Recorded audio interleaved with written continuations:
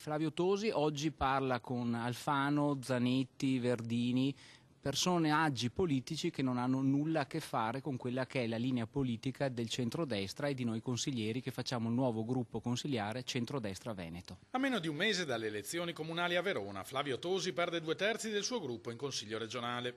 L'ex capogruppo Stefano Casali e il vice Andrea Bassi se ne vanno per costituire un nuovo soggetto insieme al consigliere della lista Zaia Fabiano Barbisan, in prestito dalla maggioranza per raggiungere il minimo di 3 consiglieri previsto dal Parlamento per non finire nel gruppo misto. Vogliamo dare un messaggio molto chiaro che non abbiamo niente a che fare con i nuovi neocentrismi, neopportunismi che hanno come bussola politica solo valutare le opportunità per poi collocarci. Noi lo vogliamo dire in maniera chiara, siamo di centrodestra, un centrodestra che si basa su un programma molto chiaro, temi valoriali, identitari e un sostegno forte al referendum sull'autonomia. Un orientamento chiaro e decisamente amichevole verso la maggioranza di Luca Zaia, della quale comunque il nuovo gruppo non entrerà a far parte, almeno formalmente. Fa piacere vedere che ci sono dei consiglieri che hanno avuto il coraggio di alzare la testa, di creare un nuovo soggetto politico che per carità non è entrato in maggioranza, però voglio dire è un forte segnale soprattutto anche in vista delle elezioni a Verona che ormai il progetto di Tosi è sostanzialmente fallito. A presidiare il fortino del sindaco uscente di Verona resta solo Maurizio Conte,